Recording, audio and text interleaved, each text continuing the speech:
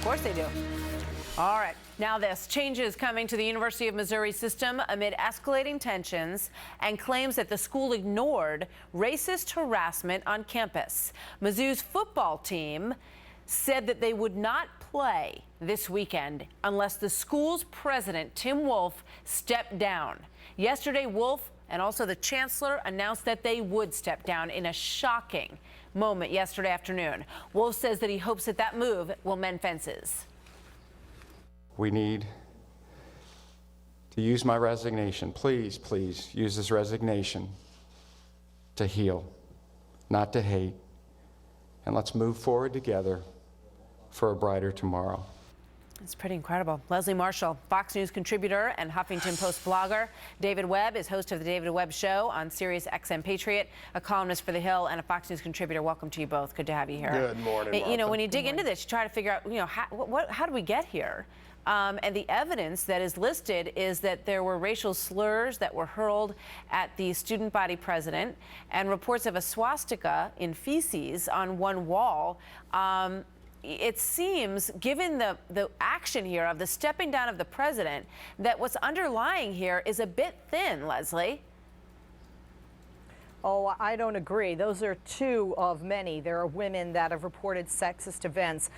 There are other Jewish students that have reported anti-Semitism, at least two Muslim students that have reported anti-Islamic remarks. And when kids over the weekend were praying in a peaceful protest against the racism and the slurs not only uttered but spray painted on campus, there were two trucks that went by with huge Confederate flags. This has been actually percolating, if you will, for about the past year. So quite frankly, I'm not surprised at the anger from the students. And this is not just about race and not just coming from African-American students either. It seems like the catalyst that pushed this over the top was the football team photo. And suddenly they said they weren't going to play, which costs an estimated $1 million if they didn't play the Brigham Young game this weekend. And that seemed to make the president think a little differently about the whole move. And that's when he decided to step down, David. Yeah, and Martha, by the way, if you look at the picture of the football players and how many are in it, they could have actually fielded a team. The football team is much larger than this, but this is the optic that got it started. You are right when you talk about what leads up to this story.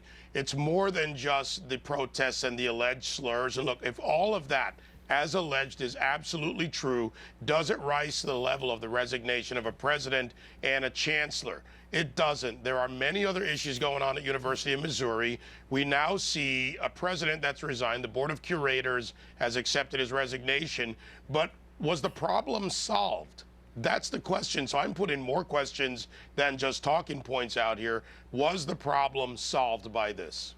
Yeah, I mean, it's a good question. You take a look at this situation, and it feels like one that should have been able to, be talked about, to be worked out, to deal with the students' grievances.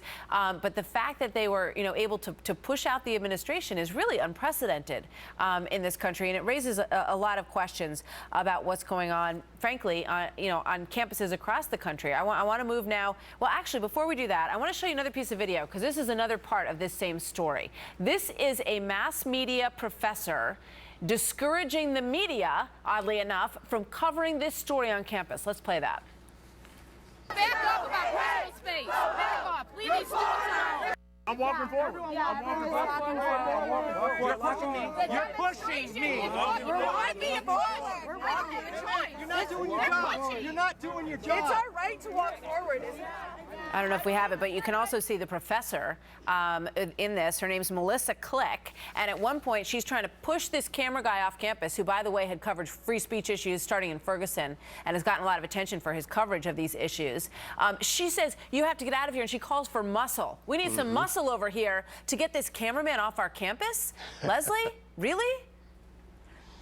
Absolutely terrible, disgusting. I mean, one of the things that I think everybody has seen at the University of Missouri is that they did not need to resort to violence to get their point. They went with the power of the purse and economics, as the cost of that football game not being played, I think, really led to the resignations of these two men. With this, the First Amendment enables all press, whether they're a part of the university or not, to cover a story. Now, you do have the right to put your hand up or to walk away and not want to be photographed, but especially to have a professor and then to say, I need muscle, this is, to me, unconscionable, because these protesters could have been benefited and had their story put out there and actually had more help. Yeah, I would assume that they were protesting for That's several not their reasons, game, one their of which goal. is to make a point and to be seen.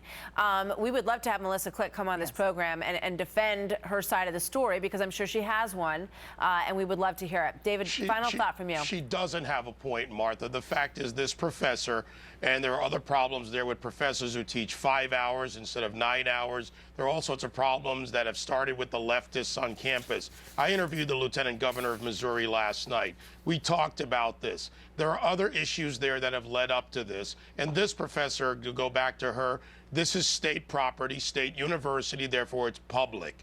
She has no right. She is part of the problem. And this is not about free speech for them. It's about pushing a leftist agenda on campus. If you read the material, I urge everyone to do the background on the Planned Parenthood issue, do the background on the issues around Ferguson they brought into it, do the issues on teachers not teaching full loads. Several professors, many professors not teaching full loads, waste of taxpayer funds, being reviewed by the legislative You can get away with committees. 5 hours a week of teaching. Just to mention on the way out here, because we're out of time, one of the student demands, and this is just one of them, and there are several that I think people would find controversial, is that Tim Wolf had to stand up and acknowledge the white male privilege issue. There's your agenda. He did not do that as part of his resignation, but that was one of the things that they said that they were demanding. So we're going to stay on top of this story. We hope that communications professor will come talk to us. Thank you very much to you both for being here today.